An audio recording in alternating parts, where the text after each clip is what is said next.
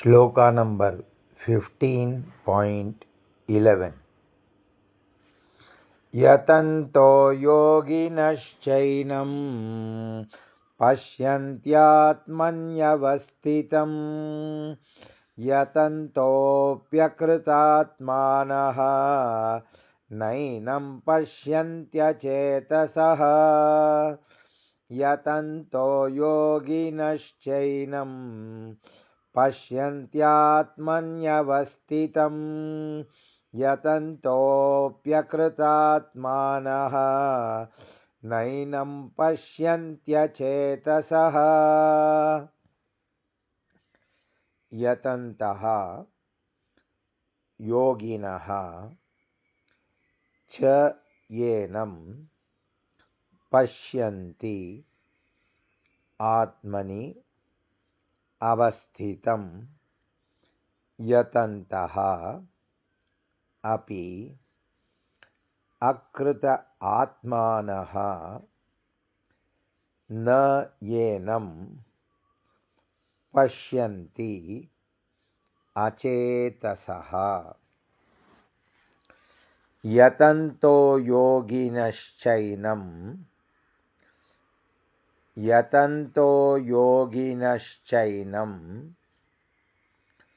पश्यन्त्यात्मन्यवस्थितं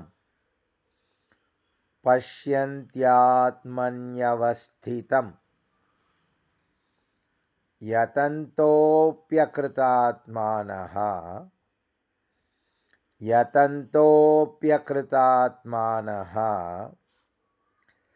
नैनं पश्यन्त्यचेतसः।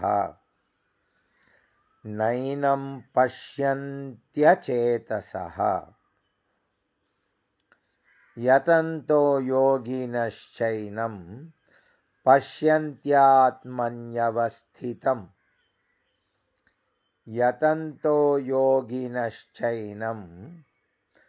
पश्यन्त्यात्मन्यवस्थितं यतन्तोऽप्यकृतात्मानः नैनं पश्यन्त्यचेतसः। यतन्तोऽप्यकृतात्मानः नैनं पश्यन्त्यचेतसः।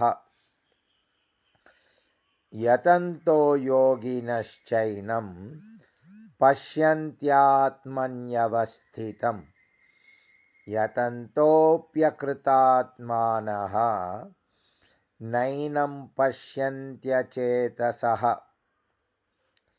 यतन्तो योगिनश्चैनं पश्यन्त्यात्मन्यवस्थितं यतन्तोऽप्यकृतात्मानः नैनं पश्यन्त्यचेतसः।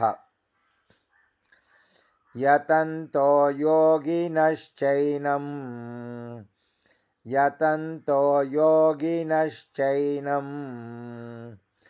पश्यन्त्यात्मन्यवस्थितं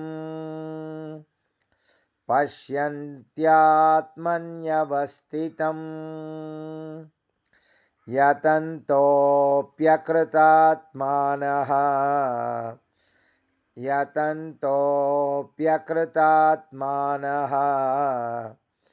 नैनं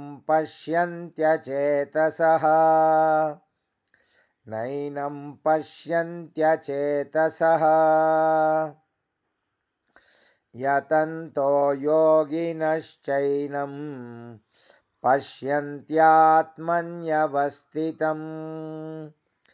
यतन्तो योगिनश्चैनं पश्यन्त्यात्मन्यवस्थितं यतन्तोऽप्यकृतात्मानः नैनं पश्यन्त्यचेतसः। यतन्तोऽप्यकृतात्मानः नैनं पश्यन्त्यचेतसः।